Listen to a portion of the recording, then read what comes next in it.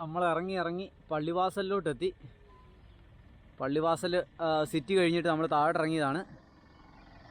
ഇതാ താഴെ മൂടൽമഞ്ഞൊക്കെ കയറി വരുന്നത് നമുക്ക് കാണാം. ഒരു ചെറിയ തേയിലത്തോട്ടത്തിൻ്റെ സമീപത്താണ് ഞാൻ നിൽക്കുന്നത്. മേളിൽ നിന്നൊക്കെ വണ്ടികൾ, പള്ളിവാസലിൽ നിന്ന് വണ്ടികൾ ഇറങ്ങി വരുന്നത് നമുക്ക് കാണാൻ പറ്റും.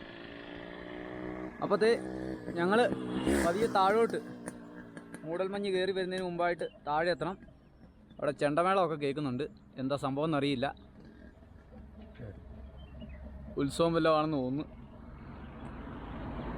അപ്പോൾ താഴെ വലിയ വലിയ ഹോട്ടലുകളൊക്കെ കാണാം പള്ളിവാസലിലെ. അപ്പോൾ പള്ളിവാസൽ കഴിഞ്ഞിട്ട് നമ്മൾ താഴോട്ട് പതിയെ നീങ്ങുകയാണ്. ഇറക്കമാണ്, അതുകൊണ്ട് ചവിട്ടാതെ ഇത്രയും നേരം പോന്ന്. ടാറ്റയുടെ എസ്റ്റേറ്റുകളാണ് ഇവിടെ കാണുന്നത് മുഴുവൻ.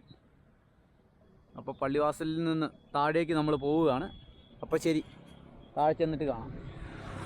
കുഞ്ഞിയുടെ നിപ്പും മട്ടുമൊക്കെ കണ്ടോ?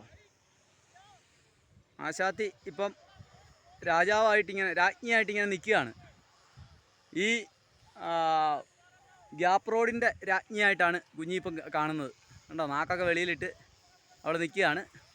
അപ്പോൾ അവളെ ആയിട്ട് നമുക്കൊന്ന് പോകണം. കാലിനിട്ടൊരു പണി കിട്ടി.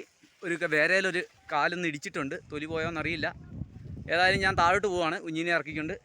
ബാ, ഇറങ്ങിപ്പോര്, ഇറങ്ങിയോ. ഉണ്ടോ, നമ്മളിപ്പോൾ പറഞ്ഞ ഫോട്ടോ സെഷൻ കഴിഞ്ഞാൽ അന്നേരം അവൾ ഇറങ്ങി വരാൻ അവൾക്കറിയാം. ഇറങ്ങിക്കോ, ചാടിക്കോ, ചാടത്തില്ല. ഇത് വലിയ ഹൈറ്റ് ഉള്ളതായതുകൊണ്ട് ചാടത്തില്ല. കാലിനിട്ടൊരു ചെറിയ പണി കിട്ടിയിട്ടുണ്ട്. മിക്കവാറും അത് വിഷയമാവുമെന്നാണ് തോന്നുന്നത്. കമ്പനിയിട്ടൊന്ന് ഇടിച്ചു. ഏതായാലും ഇങ്ങോട്ട് വന്ന് ഇവിടെ നിൽക്കട്ടെ. അവിടെ നിൽക്ക്, എൻ്റെ കാലൊന്ന് തിരുമട്ട്. ഇവിടെ പോവാ, ഇവിടെ വന്നേ. കാല് നന്നായിട്ടൊന്ന് ഇടിച്ചിട്ടുണ്ട്. നോക്കട്ടെ, പൊട്ടുക പിടിക്കുമല്ലോ ചെയ്തോന്ന്.